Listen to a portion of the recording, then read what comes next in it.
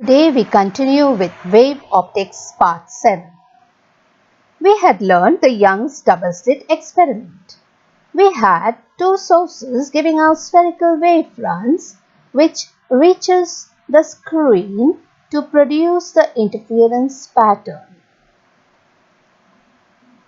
These are the two sources of light that is emerging from S and produced at S1 and S2, which is very close to each other.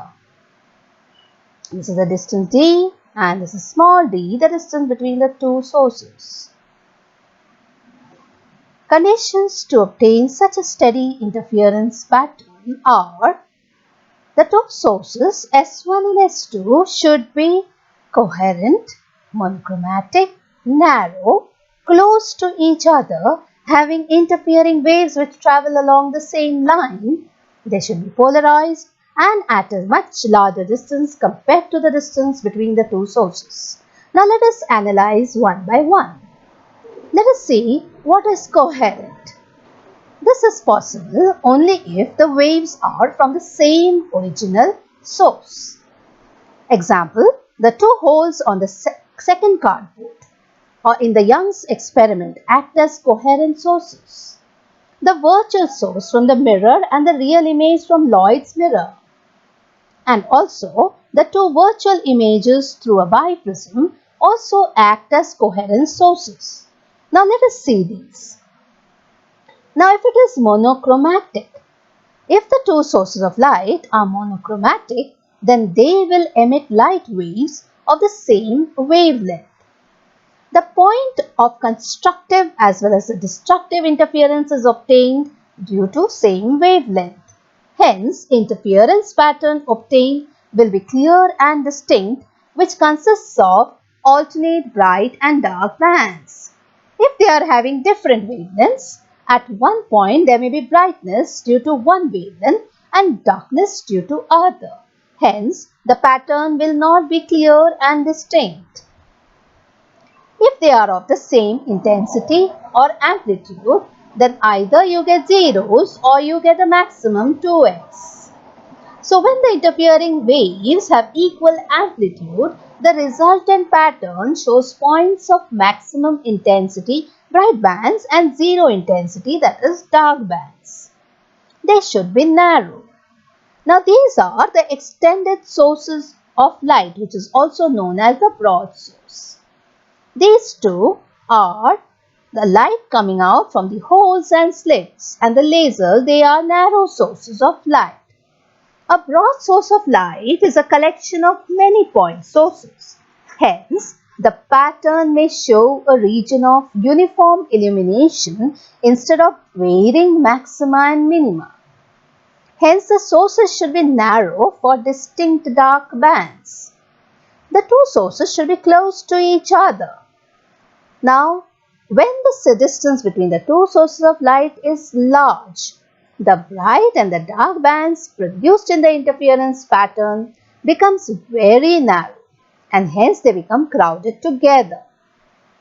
The pattern observed is therefore not clear. So hence they should be close to each other, along the same line. Now as we can see, the two waves are in the same direction, both for constructive as well as destructive interference. This enables to obtain large amplitude at maximum and very small or zero amplitude at minimum. And hence the interference pattern is clear and distinct. The two waves should be polarized. If the planes of polarizations are different, then a good interference pattern will not be obtained. Hence, the plane of polarization of both the waves should be same. The screen must be at a much larger distance. Capital D should be much greater than small d. Capital D is the distance between the screen and the source. And small d is the distance between the two sources, the virtual images, in the biprism. Lloyd's mirror. This is the Lloyd's mirror. This is the real source of light emitting waves directly on the screen as well as by reflection from the mirror. So we have lot of rays like this coming directly as well as by reflection. Now as a result, we get a virtual image here due to the reflection.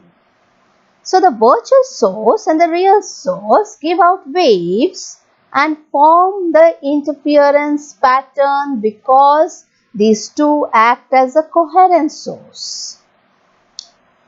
So the ray of light is incident on the mirror at the glancing angle, then we get the interference pattern. But note, though the direct light is shown blue and the reflected light is shown in red, but they are having the same wavelength. Now let's see the biprism experiment. We have a slit source of light and the eyepiece placed at a large distance. The Fresnel's biprism experiment is used to determine the wavelength of monochromatic source of light. Now let's see the construction. The optical bench is about 1.5 meter length and 15 centimeter broad with calibrations. The 4 movable stand carries a slit whose width can be changed, a biprism and an eyepiece with a micrometer mounted on it. The convex lens is added later on. Now let's see the ray diagram for the biprism experiment. The biprism is placed in front of the source and a screen is kept at a larger distance. The rays of light emerging from S pass through the biprism. It passes and the rays of light will come and they will go back to produce S1 and S2, which are the virtual images. Now these virtual images will act as coherent sources of light producing the interference pattern. This is the region of interference. So thank you for today, with D and small d to be discussed next time.